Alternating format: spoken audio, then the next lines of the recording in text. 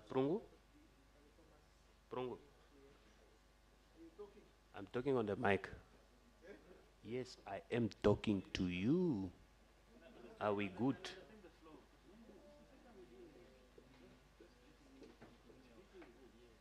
Prungu, are you happy? Prungu and Tate Thomas, are you happy? Tate Thomas, you look happy? Okay. Very well.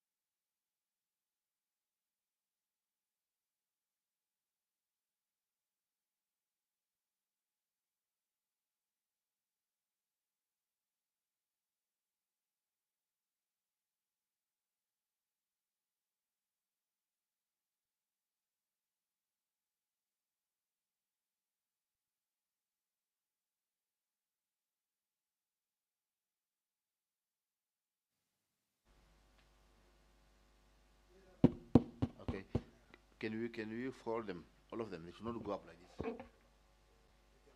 Let them lie, all of them.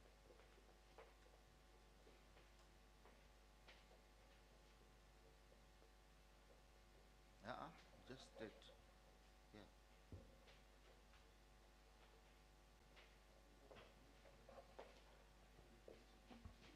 Hello, hello. Can you all hear me? Can you hear me? Hello. Can you hear me? Is the mic on?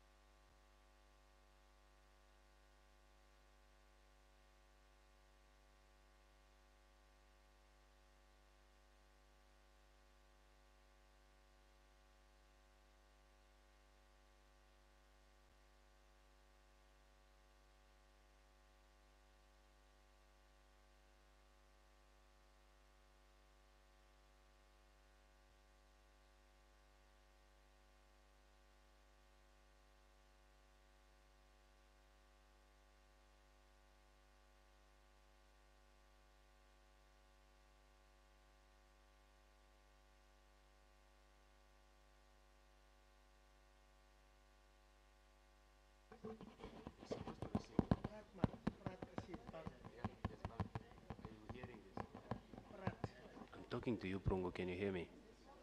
I'm talking to you, Prongo. Can you hear me? Mefro, can you hear me? Can you hear me very well? Clear? Okay, then we are good.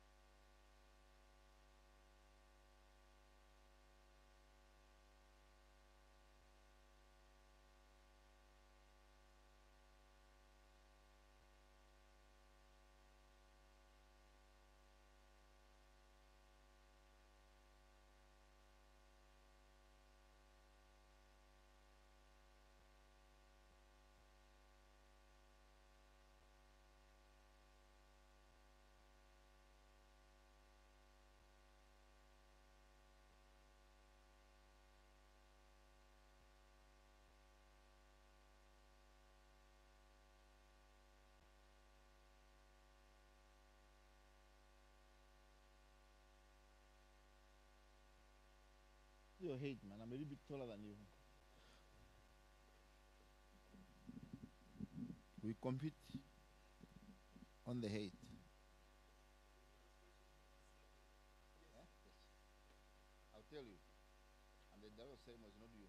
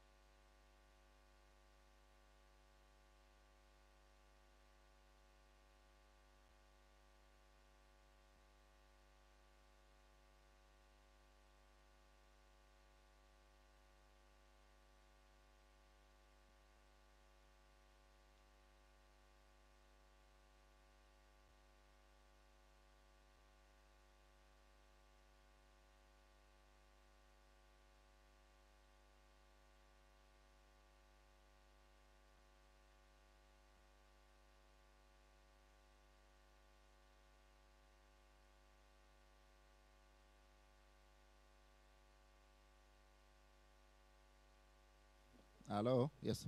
Please, can we take up our seats? Our principal is about to enter the room.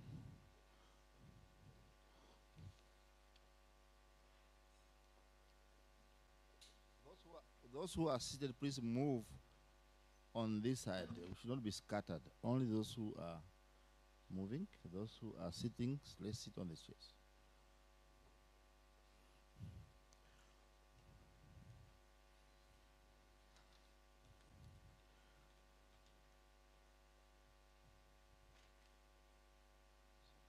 Again, I would want to request that we all kindly put our cell phones on silence.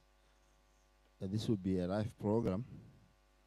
And as you know, the telephone can also be disturbing. So please put them on silence or off completely.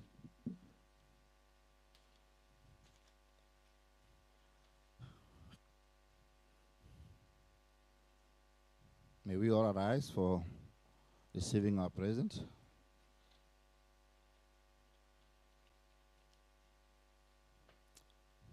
Yes, please, we may be seated.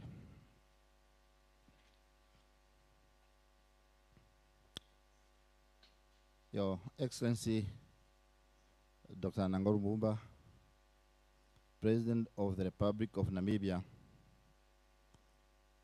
Honorable Ministers, Deputy Ministers, Presidential Advisors, members of the media, good morning.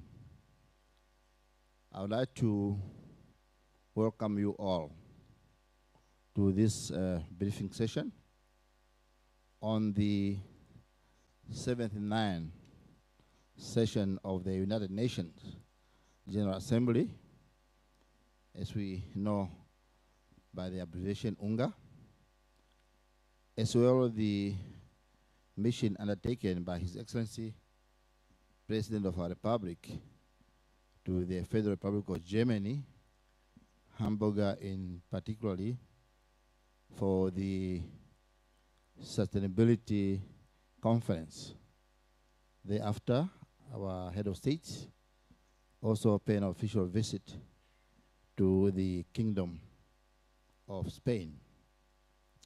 At this briefing, His Excellency President Nangolo Mbumba will brief the nation on what transpired during his visit to the three countries that I just mentioned, US in terms of New York, General Assembly, Germany, as well as Spain.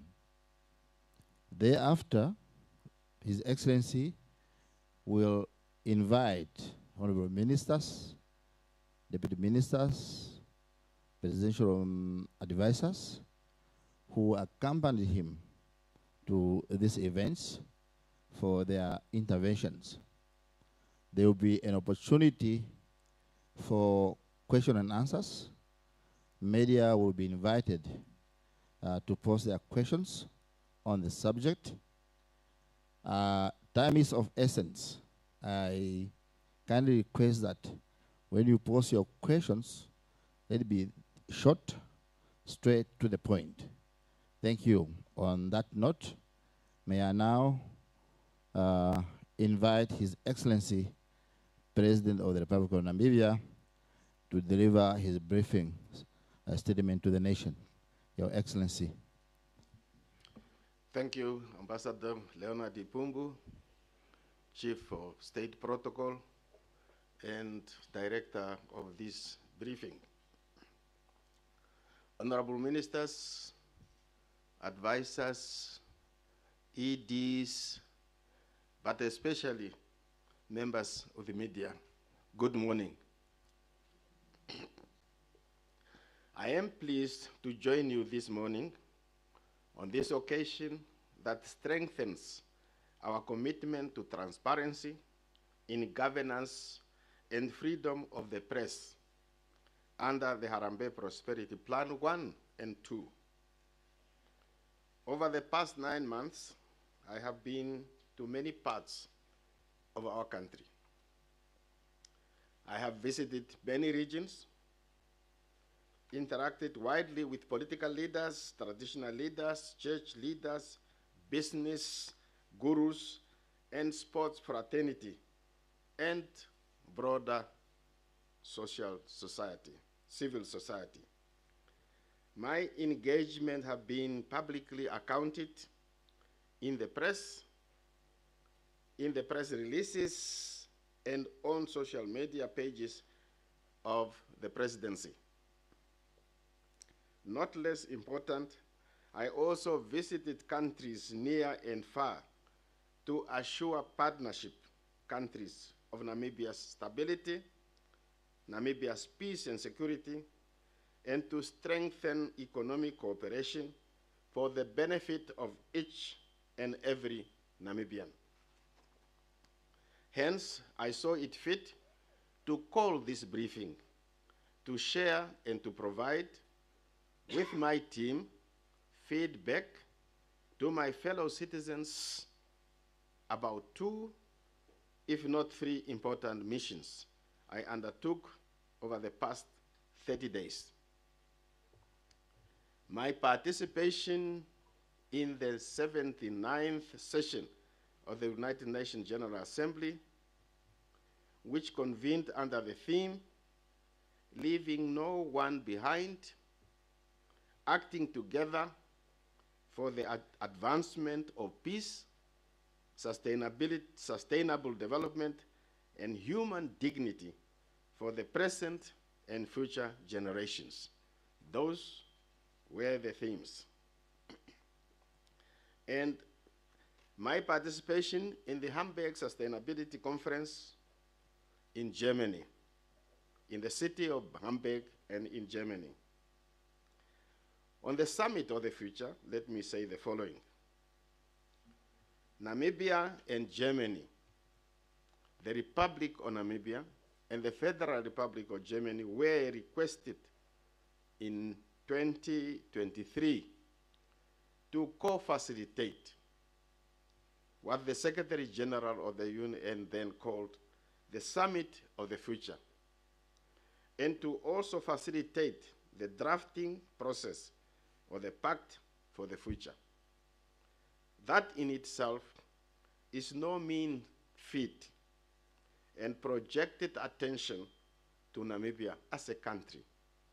For that reason, my participation together with the Namibian delegation in the 79th session of the United Nations General Assembly was important and essential.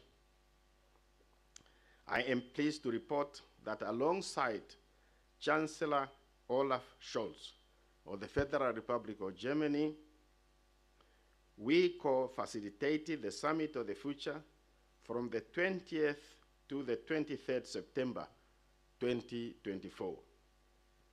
The summit was convened under the theme, Summit of the Future, Multilateral Solution for a Better Tomorrow, and consequently adopted the Pact of the Future by the General Assembly itself. Since I received letters from different quarters questioning why Namibia co-chaired the summit and facilitated the drafting of the pact, I need to make it very clear here that Namibia did not negotiate any legally binding agreement. The Pact of the Future is an intergovernmental negotiated action-oriented document and adopted by consensus with chapters on the following topics. Number 1, sustainable development and financing for development. We all want our countries to develop, and we all want to live like other people are living, under better conditions, under better housing, under better education system, with hospitals and so on, living under conditions that are truly modern and human. Number 2, international peace and security. We should value peace. We should value the security. We should avoid friction with our neighbors and friction within our own countries. Third, science, technology, and innovation, and digital cooperation. Any country in modern time that does not appreciate the benefit of science, the benefit of technology and innovation is falling behind. And we should definitely endeavor to train our young people to make sure that they are technology savvy and understand the principles of science. Number 4, youth and future generations. All the things we are doing must be done for the benefit of the next generation. If we do not prepare our young people for a better future, for valuing peace, for valuing neighborhood, for creating peaceful conditions for our children to be able to play, learn, and dance together, irrespective of whatever differences we may have, we have not done our duties. Last, and the 5th, transforming global governance. The UN system was created 1945. It has done its duties where applicable, but right now is strained, is facing difficulties. It is no longer able to cope with the challenges facing modern world, from climate challenges to peace and security. Therefore, the global governance we are facing, we have to improve it. Otherwise, we are falling behind and we are going to face even bigger challenges that nobody will be able to answer to. The Summit of the Future also produced and adopted a global digital compact and a declaration on future generations as annexes to the pact. None of these documents impose any legal obligation on our government. The Pact for the Future provides guidelines and proposals on how governments and humanity can work together to urgently address global challenges such as climate change, conflicts, and importantly, how we can accelerate the implementation of the Sustainable Development Goals. I have tasked the Prime Minister to see how best we can align and fit our policies to respond better to the call in the Pact for the Future. There are many, many good points in that document, and we can choose which one we want to implement today, tomorrow, and in the future. But it is not by force of any other country or any other organization, international or regional or continental. As part of my activities as co-chair of the Summit of the Future, it was not actually me, it was Namibia as co-chair. Namibia was co-chairing. I just happened to be the one. It is Namibia which was co-chairing.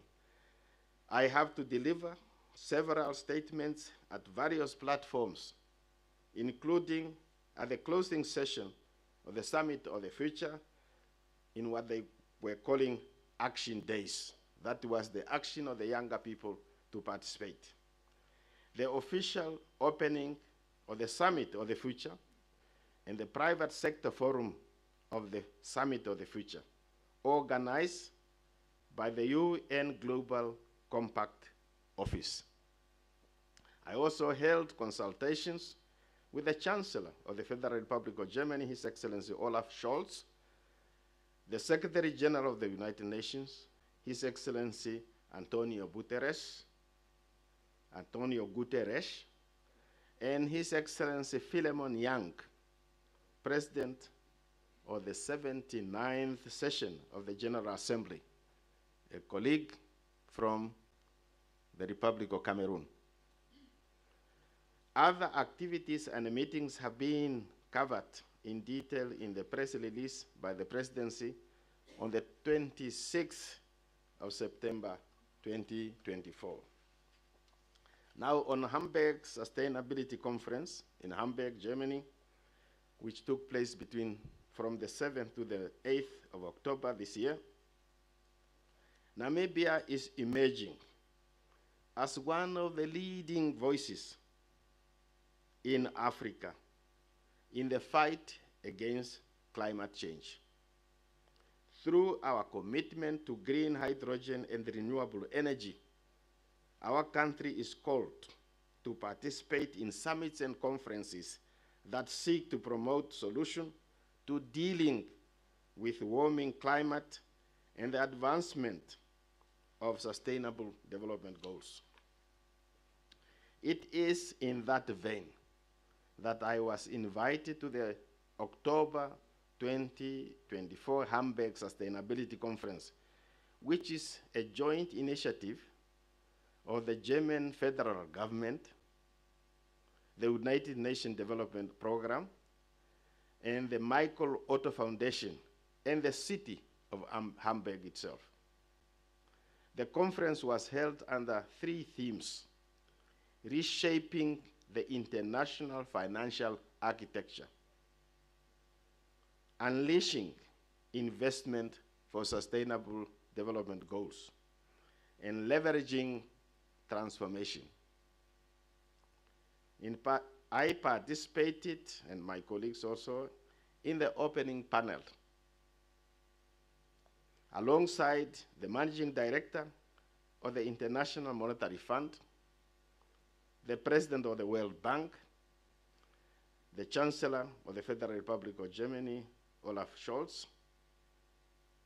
So this topic was concentrating on money. That's why World Bank have to be presented at the highest level. IMF had to be presented. We represented that train that started in New York on the Summit of the Future.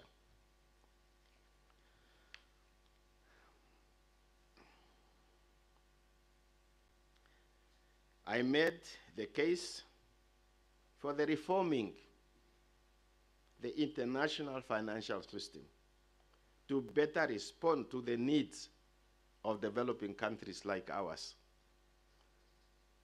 When we go to this major international institution, the World Bank, the IMF, the African Development Bank, you are looked at as somebody who is coming to beg for money. We are members of those institutions. We annually contribute money to as members to those institutions. But when you go there, you look, your country is small, your economy is small, and therefore the interest you have to pay must be high. Why should it be high? Why should I be penalized for being small and smart? So these are the things we are challenging. This institution must respond to modern challenges. All countries need to be developed, and we must get money at reasonable interest rate like any other countries. So again, on the margins of the conference, I held bilateral talks with Chancellor Scholz, focusing on a number of issues in Namibia-German relations, including the joint declaration on genocide, apology, and reparation, and Namibia's ambition to develop green industries and green hydrogen. I am pleased to inform the Namibian people that Chancellor Scholz and I share the same commitment to ensure that we advance our bilateral relations in a manner that respond to shared prosperity, and that we resolve the genocide issue in the interest of the affected communities and Namibians at large. At the invitation of the President of the Federal Republic of Germany, His Excellency Dr. Frank-Walter Steinmeier, I traveled from Hamburg to Berlin where I held bilateral talks with President Steinmeier. We both agree on the need to deal with our shared difficult past with a sense of urgency for the benefit of a stronger and mutually beneficial bilateral relations. In Berlin, I also addressed a high-level business breakfast meeting organized by the Namibian Embassy and the German Chamber of Commerce and Industry, where I encouraged them, the business community, to come and invest in Namibia. En route to Namibia, I paid a courtesy visit to His Majesty Philip VI, the King of Spain. Namibia and Spain have strong commercial ties in the marine sector in the fishing sector, to be blunt. And I discussed this and other opportunities for the mutual prosperity of our two nations. Let me conclude.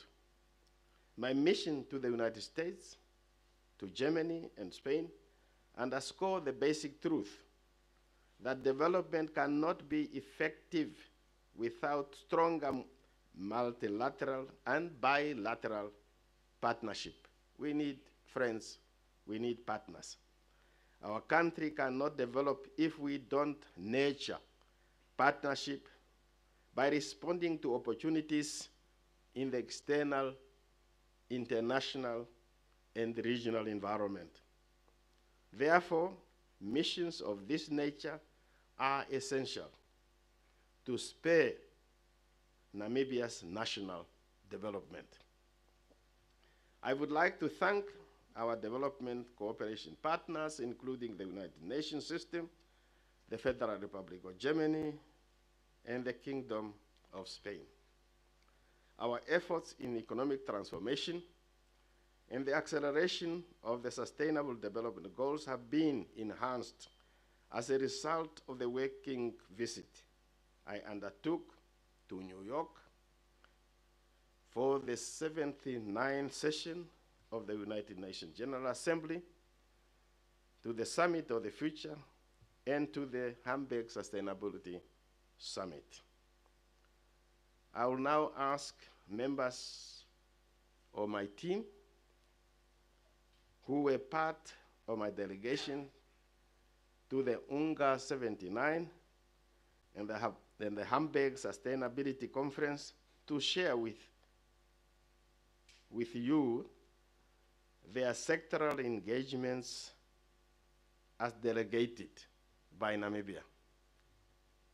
I thank you for your attention.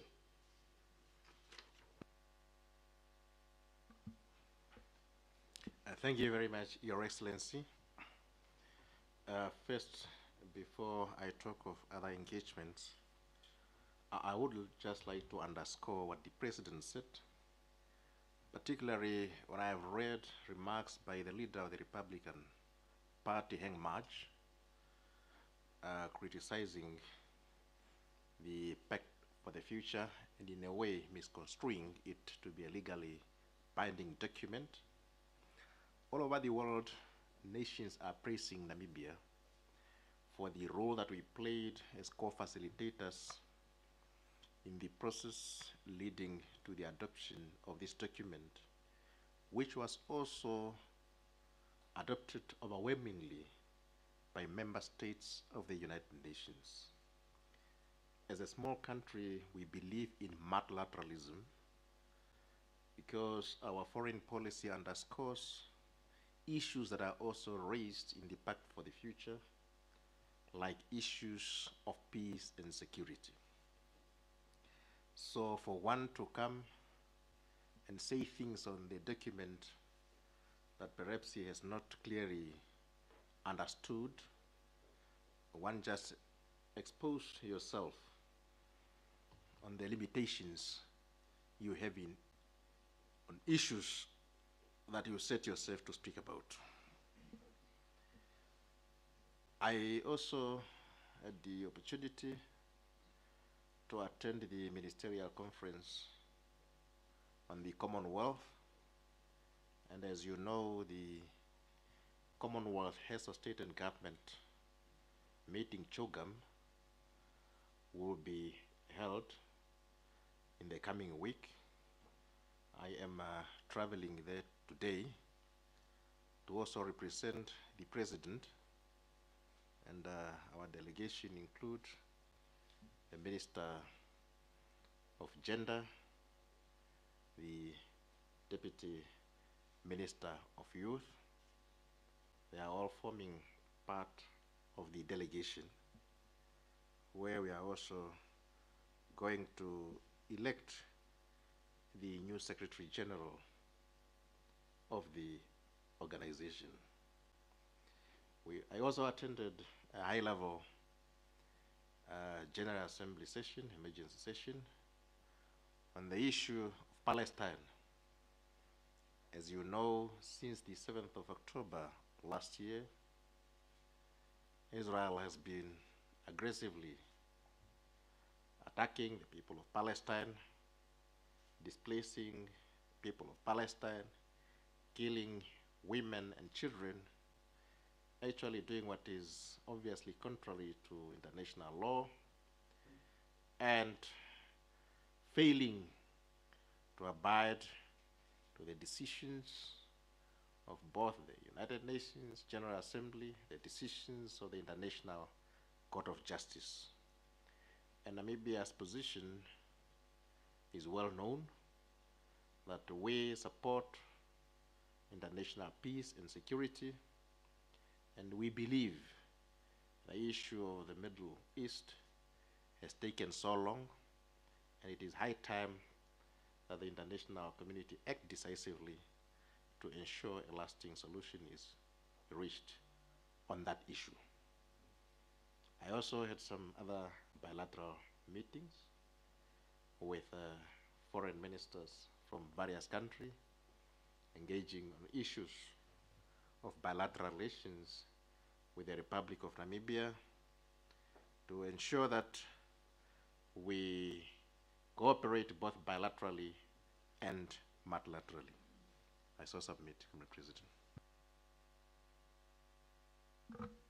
Thank you, Your Excellency, for the opportunity granted. The NPC, it's an intricate part, almost every UN GA of the President's delegation. And part of our involvement this time was to be ahead of the President's schedule to attend the following events. I think we are clear about the Summit of the Future and its purpose, eloquently outlined by His Excellency the President, and I waste no time going there. There was pre-summit report launching between the 16th to the 19th of September, which delegates of the National Planning Commission attended throughout. We are the custodian of sustainable development goals by constitutional setting, and we drive development objectives in our country. So something like the Summit of the Future, it's a very important part of the NPC's mandate, and hence our arriving in New York almost on the 15th to start running the action days, 16th to the 19th. So Summit of the Future, Action Day 1 was the establishment of the Africa Credit Rating Agency. We took part in that activity. Action Day 2, 21st September, was a call to action on lethal and extreme heat. These are matters to do with the environment, climate, and all of that. On the 22nd of September, also Summit of the Future, we attended the Artificial Intelligence Purpose for Sustainable Development. On the 23rd, the fourth or fifth day of the Summit of the Future, we did a lot of the side meetings around human settlement and rapid urbanization, as well as the 21st UNIDO General Conference. So those are part of the side events around Summit of the Future. On the 24th, of course, was the UN General Assembly sitting, Sustainable and Targeted Poverty, using the Multi-Poverty Index, Sustainable Development Moment on the 24th, Sustainable Development Moment 2024, SDG acceleration, and what can be done around making sure that the assessment thus far, rating actually a lot of these noble goals falling behind, and what the world can do to bring all of that up front and on track. The last event on that 24th day of September was concerning moving beyond GDP to achieve the actual sustainable development goals. On the 25th, also a UNGA day, we were part of the Unstoppable Africa High Level. This was a dinner. We attended that dinner as a part of these very important discussions around the world and sustainable development goals, leaving no one behind. And then obviously the Global Africa Business Initiative. On the 26th, there was the Namibia Green Hydrogen Forum, pitching to the investor community and looking for ways of how to do better and to stay ahead of the curve. You've noticed there's a lot of writing in the media about this very noble undertaking by our country. Lots of criticism, part of the democratic process. We have to live up to providing those answers, and it shall be. The second event was Africa Renewable Energy Initiative, which is a program by the governments of Mali, the Republic of Namibia, Kenya, France do participate, and other European countries, with the hope to try and move the provision of electricity to the more than 600 million Africans who are without power. So this runs every year. It's headed, the presidency is part of that group, and we are represented at the technical level by Dr. Hengari, the spokesperson of the president. So in the absence of the president due to other pressing matters, the Director General does participate. So that's a very, very important part of energy provision in the future and funding run under the Africa Renewable Energy Initiative. On the 27th, unpacking the Pact of the Future and its implications for Africa. This was a reception, a very big reception. Namibia featured, like the president said, very, very prominently. Messages of congratulations, and everyone in the UN system came to participate, and these are the events that pitch our country very, very high up in the calendar. So those are amongst the many activities that the NPC partook. Perhaps at this level, in the Hamburg Sustainability Conference, we participated in panels to do with the Pact of the Future and how Namibia actually understands what the Pact brings to a country like ours. The international financial architecture featured very prominently, and that's what we are experiencing at the very moment, not just as in the sustainability and development aspects of the country, but in the green space and climate change. So we represented our country at these platforms and more, and of course there were many other side events. At the business breakfast in Berlin, we featured very, very strongly the fact that we are a country that is ready to do business. We are a country that constitutionally protects its environment, of course, therewith the climate, and what we are doing in the green hydrogen space. So it was talking about Namibia in general, its business framework, its peace and stability, what investors can expect, and so on and so forth. Let me leave it at that, Your Excellency, and thank you.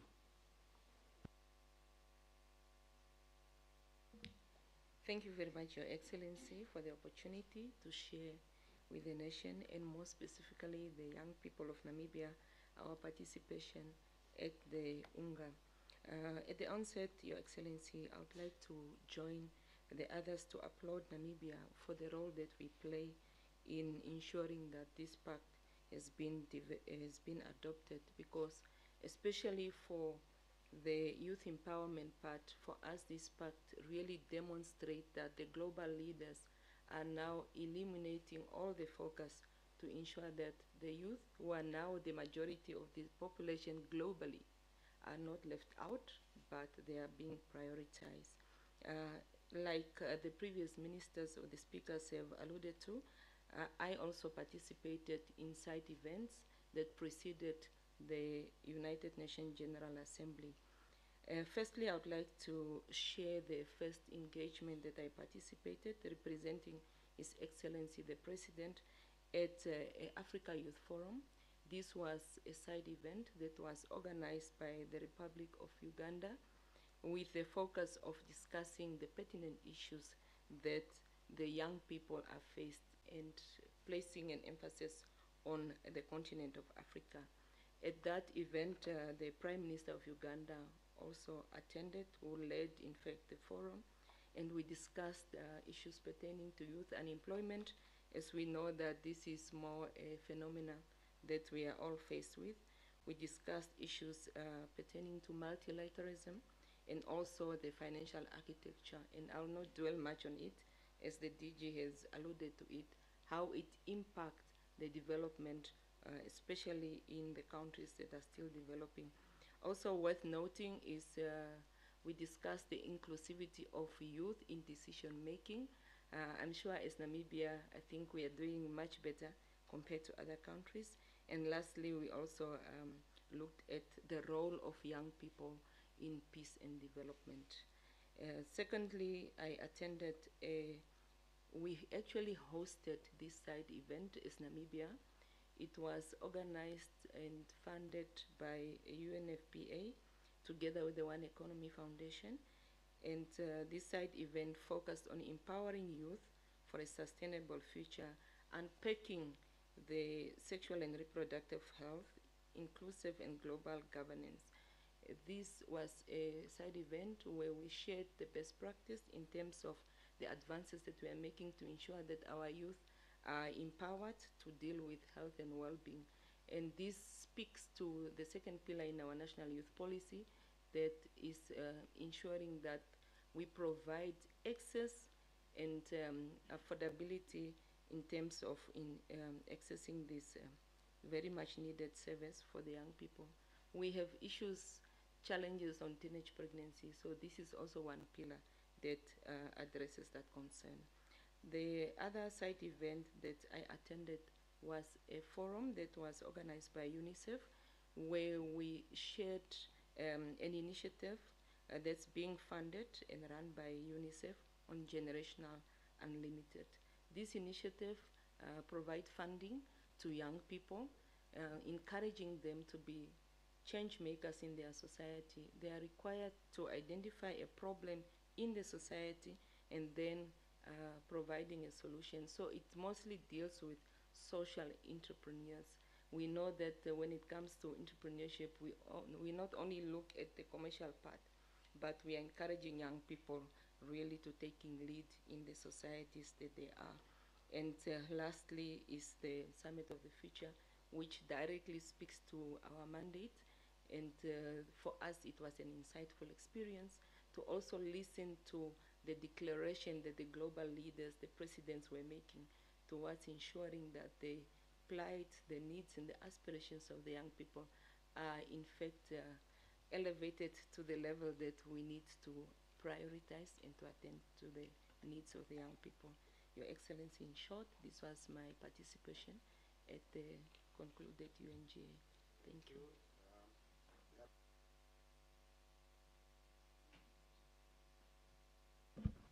Thank you, Your Excellency.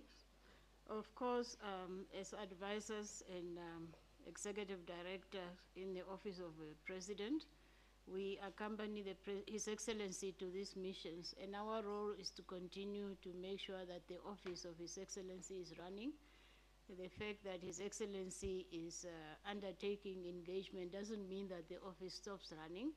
We continue to make sure that his meetings are prepared, his statements are prepared on time, and as His Excellency said, this time he presented a number of statements, almost every day 2 statements, and that has to be prepared by the advisors, the colleagues from the private office in collaboration with the line ministers that were in the delegation. So our role is to make sure that the office continue to function and to also make sure that where His Excellency has meetings, bilateral meetings, that those meetings are taken care of and organized, and as well as a correspondence. Some agent correspondence continue to come from home, and those have to be discussed and to be responded to. I think, Your Excellency, that's the role that we as advisors are playing in addition to every other thing. Thank you. Thank you very much. The Press Secretary. Thank you very much, Your Excellency. I think our Dean spoke competently to how we accompany the President, but maybe I may need to add one thing with regard to the Africa Renewable Energy Initiative, which is a COP21 decision. And this year, the meeting that we held at UNGA was quite successful in the sense that we attracted high-level participation in the form of the Minister of the Environment from Egypt, the Minister of Energy from Chad, the AU Commissioner for Energy, so which demonstrates the fact that Array is breathing a new lease of life, and as Namibia, we've been quite instrumental following the difficulties the initiative encountered with the coup d'etat in the Republic of Guinea, where President Alpha Conde was the chairperson, and also the untimely passing of President Idris Deby of the Republic of Chad, because alongside President Geingob, these were the leaders of RA, and we are really thankful, Your Excellency, for the leadership you've been providing to this important initiative over the past 9 months, and also the culmination of this very important meeting, which took a number of important decisions. Thank you. There was one minister who was not here, so he will conclude now the briefing. Thank you, Your Excellency, and good morning to everyone. To conclude, but I have listened to some of the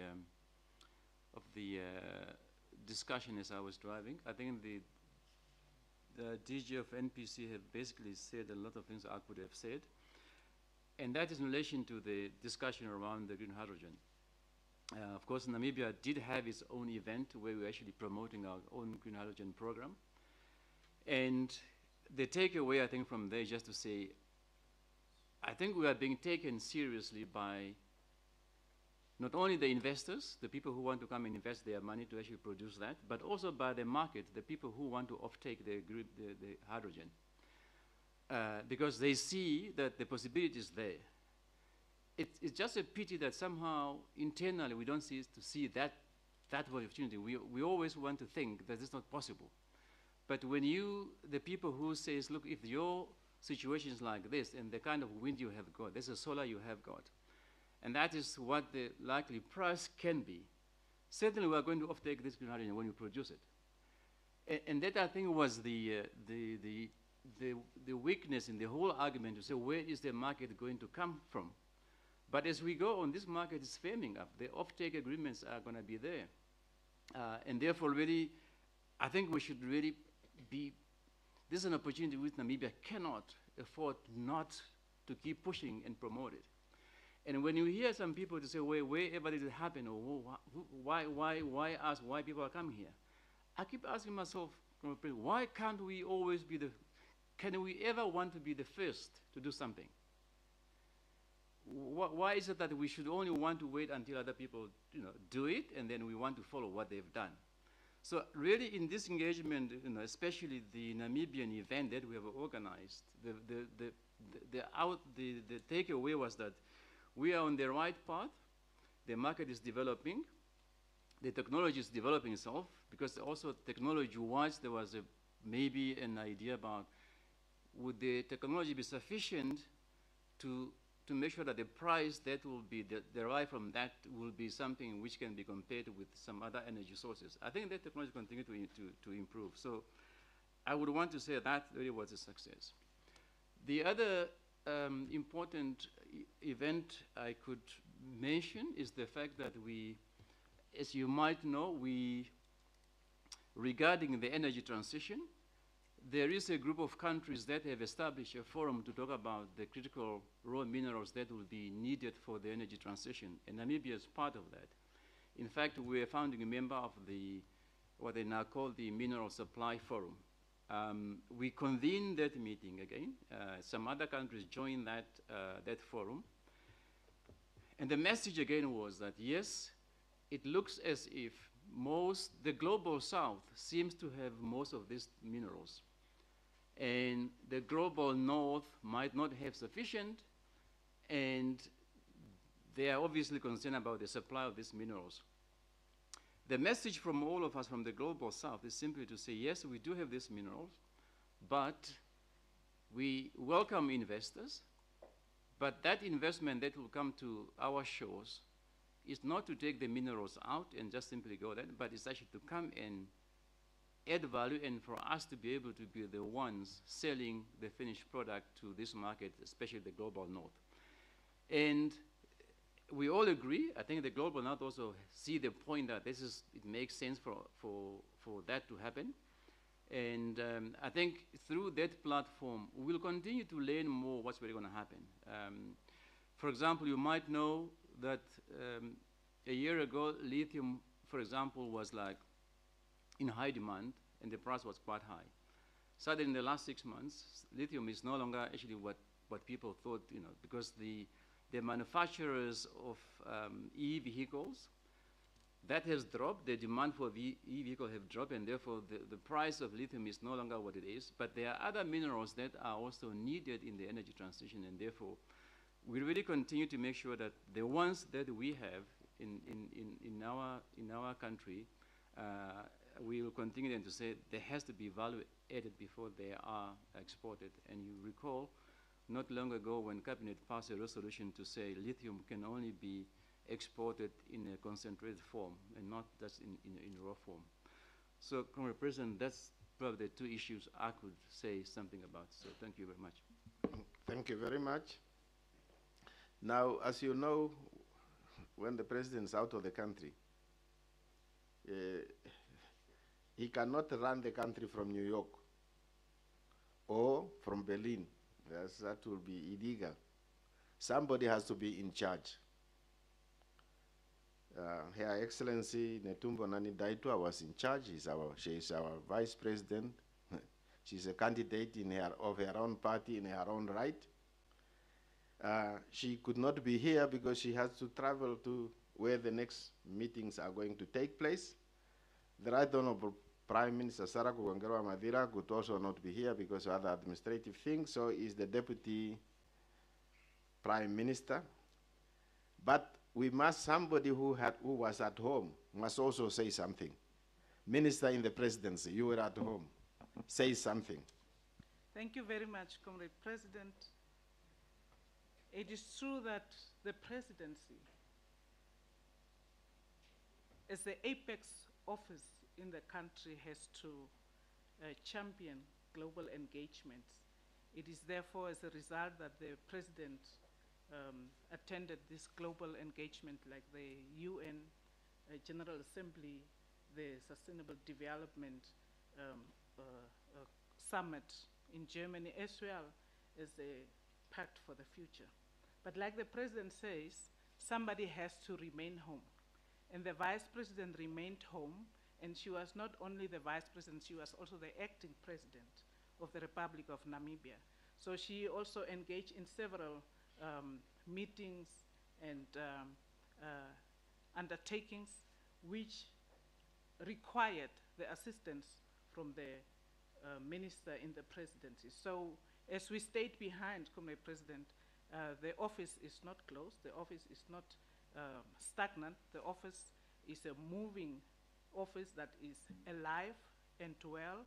There is so much that is required from the presidency. And even in the absence of the president, the vice president, who is the acting president, has been engaged, and with the support of the minister in the presidency also had several meetings that were left by the president to engage into. So this is what is happening. While the president is out of country, the office is engaging, and the office is alive, Your Excellency. Thank you very much. Now, the press conference start. Ambassador, it's up to you now Thank you, Your Excellency, Honorable Ministers, Special Advisors, members of the press. As provided in our program before you there, we are now moving into the second part of the program. That is the questions and answers. Before you pose a question, please identify yourself. I would like also kindly request that you put a short questions, but very clear and straight to the point. We will take 3 questions at a time. Depend on the question, His Excellency or one of the ministers will provide the answers. Again, I want to remind ourselves, time of essence. There are other programs, so we make this as quick as possible. The floor is now open for question and answers. You can pose a question where you are. There's a mic before you, you just press, and then you speak. You don't have to stand up, remain sitting. Yes, I can identify 2 hands up there. Please start. Good morning, His Excellency. My name is Lloyd De Jason, a journalist at New Era newspaper. During the 79th session of the UNGA, what were Namibian specific primary contributions or initiatives, especially in the areas of climate action and sustainable development, and how does the country plan to implement or follow up on this commitment domestically? And the second question is, at the Hamburg Sustainability Conference, discussions on sustainability are increasingly urgent. How is Namibia aligning its national development plans with global sustainability goals, particularly in renewable energy and environmental conservation sectors? I thank you. Good morning, Mr. President. My name is Lina Adishana from Nampa. My question is regarding Starlink, government considering to offer it a license. How will this affect the 2 communication state companies? And my second question is, I think the Minister of Mines touched a bit on it, but I would like to find out regarding Cabinet's resolved of prohibiting exportation of raw materials to outside. How far has government realized the beneficiation of that, of Namibia's raw materials? And my last question is, 91% of the eligible voters registered to vote. What is your message to the electoral rate, Mr. President? 91% of eligible voters registered to vote. So what is the president's message to them? 91% of eligible voters registered to vote. So what is the president's message to them? 91% of eligible voters registered to vote. So what is the president's message to the electoral rate, Mr. President? 91% of eligible voters registered to vote. So what is the president's message to them? Okay, another question? Please go ahead. Morning, Mr. President. Morning, ministers and advisors. My name is Dwight Links from Eagle FM. Just two straight questions, Mr. President. Is there a time frame from the engagements with German head of state Steinmeier and Chancellor Scholz regarding the negotiations, the discussions around the reparations and genocide? And second question is just, will Namibia attend COP29, which is planned for Azerbaijan, Baku? Thank you. We have three questions, Your Excellency. The ministers maybe can provide the first answers to those three questions. Good. Let me start with the first one. What was our main interest, our main principal position during then the UNGA 79? As I said already, we were the driving people, Namibia and Germany, preparing for the Summit of the Future. And the Summit of the Future took place before the General Assembly proper meeting.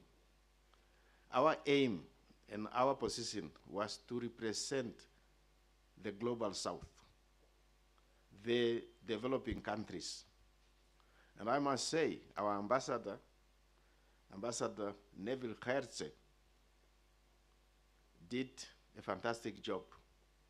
Just imagine Namibia, as small as we are, with an embassy that does not have hundreds of people. We have to coordinate the position from Indonesia, India, Brazil, Mexico, not to talk about Africa. That was a huge responsibility. And our aim is to make sure that smaller countries, developing countries, their voices are heard. Our voices must also be heard. That when we complain about unfair systems, when we talk about Africa, not the whole continent of Africa. Now we are talking about the population of 600 million people. And we have no seat, no permanent seat in the General Assembly. And we are now supposed to keep quiet and to be happy with our position. This is no longer 1945. It's not even 1965. It's not even 1995. It's 2024. So we demand our right to be heard. We were also lucky or privileged to be working with a country that the two ambassadors immediately linked up and truly worked very, very hard. When I arrived in New York, my ambassador at the UN, who is supposed to have received me at the airport, he could not even leave the UN building. He was still negotiating. He was still discussing. Our ambassador to Washington, Margaret Mensah Williams, has to come and collect me from the airport as protocol dictate. So we were engaged to make sure that the issue of small countries is heard, that the issue of peace is recognized, that friction and this thing of, because I come from a bigger country and bigger economy and bigger guns, therefore I'm a bigger human being. All human beings must be equal. That was our position. The other one was maybe on the time frame. At the correct time, we will make those positions known. I will jump the gun if I start talking too early. So we will have a report. We were discussing certain things. We did not take over the responsibility of our negotiators. We share our views. I understand what their concerns are. They understand what my concerns are. And I remember in one meeting, I can't say with which one, I said, I must be frank. And I have to tell how the people in Namibia feel on certain things. On the issue of apology, on the issue of money, on the issue of this and on the issue of that. So he came back to say, Mr. President, as you said, you were frank, I must also be frank. Sometimes in the meeting, when senior people start talking about that they are frank, that means they have decided to tell the truth about how the situation is. But we are making steady progress. Let's hope one day we'll have an announcement that say, this is how we are going to deal with the situation coming forward. Now the last one on the, what should I tell the voters? First, I must thank Namibians for being peaceful people, for really being peaceful people. In any other countries, when you have elections and you have only a month and a half to go, oh, the police will be very busy. We are happy that Namibians continue to be peaceful. We are happy that they have registered. We beg them, we applaud them, we ask them to, we invite them, we will do anything possible to tell them, let them go and vote. To vote for the parties and candidates or their choices. We are not telling them who to vote for. We are telling them democracy means participation in the democratic process. And the voting is the apex of the democratic process. If you do not participate in the elections of your country, you are basically saying, whether I'm a citizen of Namibia or not a citizen of Namibia, it does not matter. It matters, my friend. Your vote counts. And make your own decision. Your decision should not be made by somebody else. And prepare yourself also. Next time, maybe you are the candidate. If in the last election you did not vote, now you want us to vote for you the next election, what type of arrangement is that? Be a citizen. Let me quote Barack Obama. He was asked, will democracy survive? And I think he used very strong words. He said, yes, democracy will survive if we fight for it. Just imagine a former American president talking about democracy will survive if we fight. He did not say if we vote. He did not say if we do what. He said we must be ready to fight for democracy. And the beginning fight for democracy is to claim your right to vote. Yes, on issues of environment in particular, I should inform you that the Minister of Environment and Tourism was a member of the delegation and attended some side events related to sustainable development, issues of climate change, and so forth. And Namibia would participate in COP21. The minister will be representing the president there, and our position, excuse me, COP29, COP29, and our position is known as it has been. We are fighting for the reduction of the carbon emissions, but we also want industrialized nations to bring money on the table in order to assist small countries like ours that have been affected by the carbon emissions but have not really benefited from that. And it is also for the reasons that we are now talking about renewable energy like the solar and the wind power. Thank you. Thank you, Your Excellency. And perhaps one has to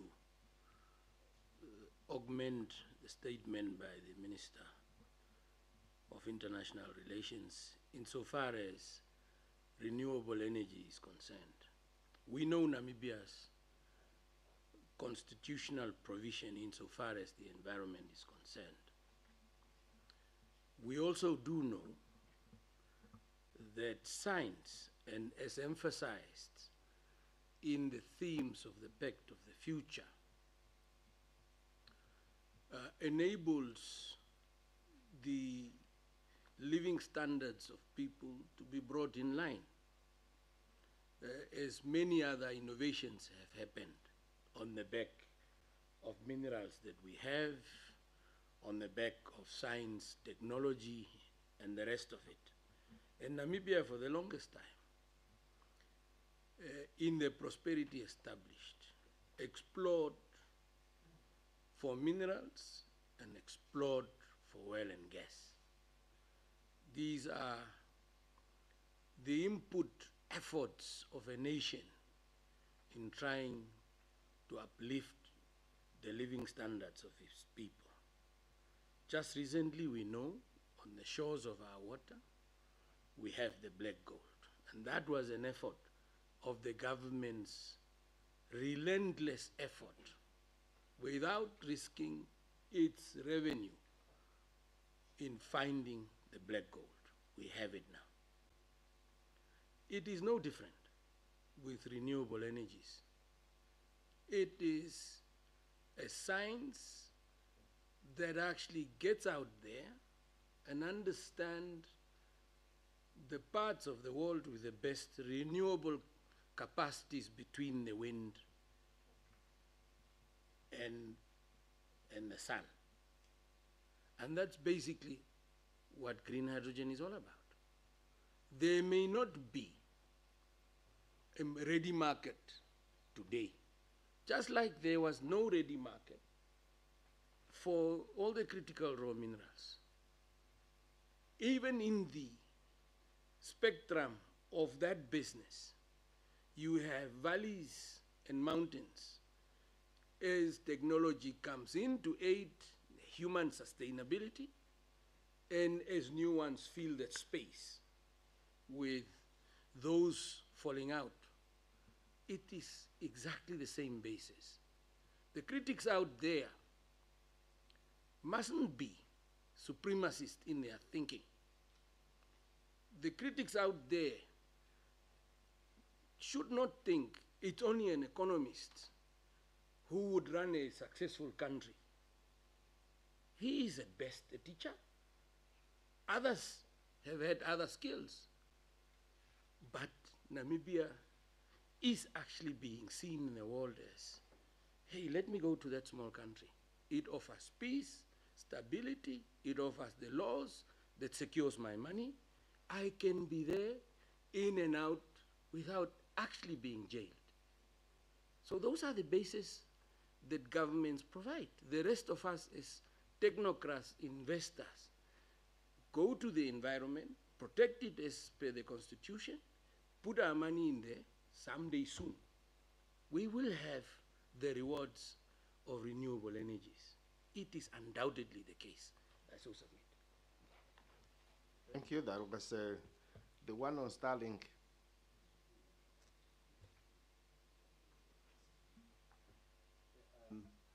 Yeah, Excellency, we can provide just a brief response. There was a lot of interest in that meeting between the President and the world's wealthiest man, Elon Musk, and the Starlink application. And we did provide a response to say that the application is going through our processes. So that's what it is for now. The minister is applying her mind. Thank you.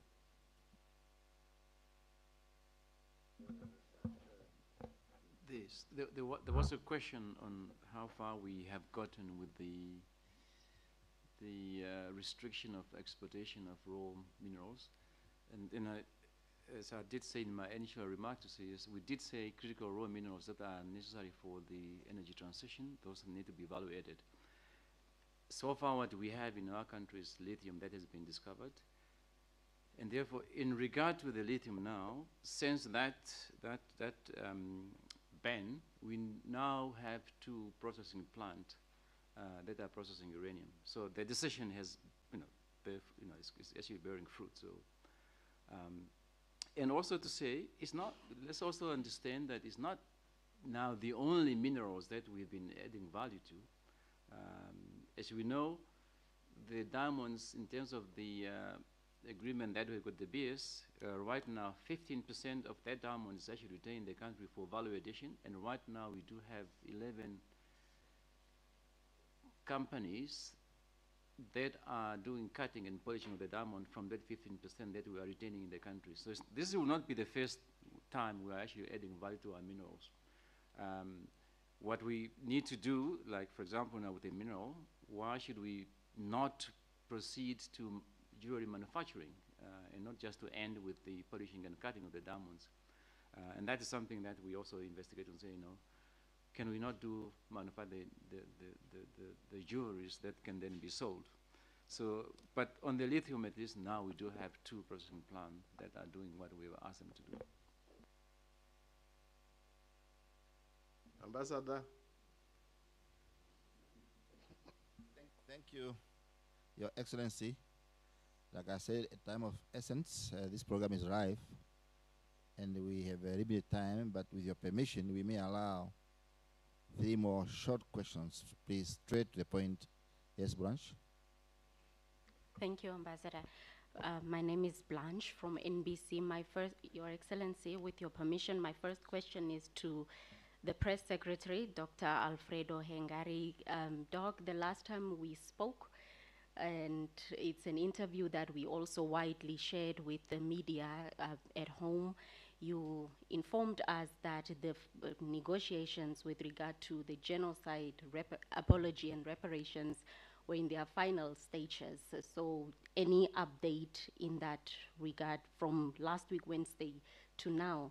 The second question is to the Minister of International Relations and Cooperation, Dr. Peya Moshalenga.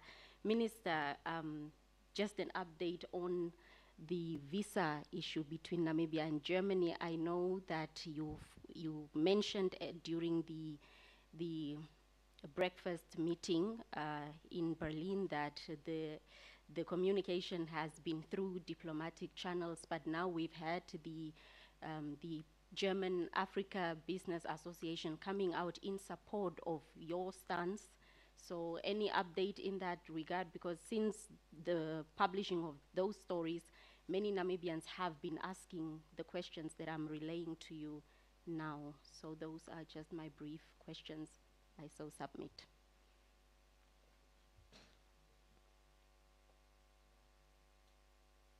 Thank you very much, Ambassador. Your Excellency, my question was already asked by Blanche. It's also referring to the visa requirements. Thank you very much.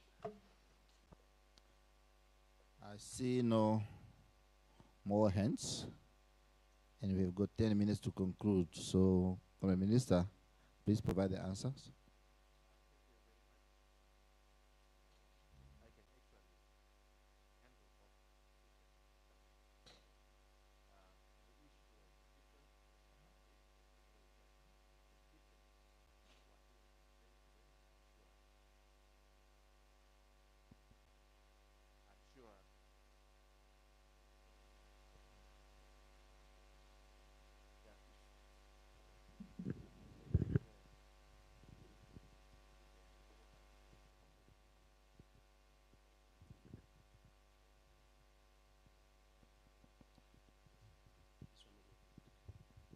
Thank you.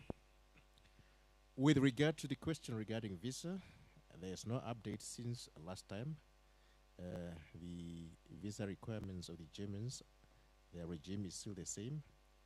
But as you have heard, we have and we will continue pressing that they should actually treat the Namibian visas as visas from a country that they have a special relationship with as a claim.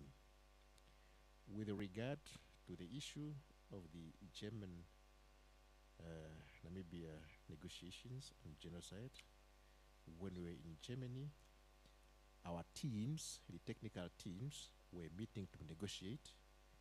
They will report to the high-level committee, after which you then hear, because they have not yet reported, and obviously they cannot report to the media or to the public through the media before they report to the high-level committee, because the technical committee is a subcommittee of the high-level committee. Thank you.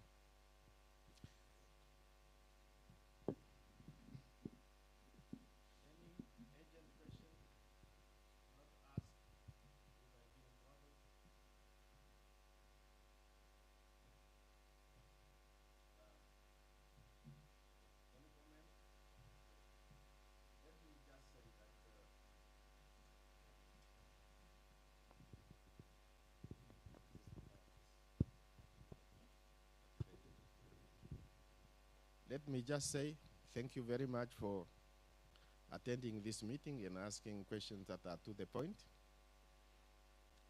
I attended for the first time the UN General Assembly meeting. It was my first. It will be my last.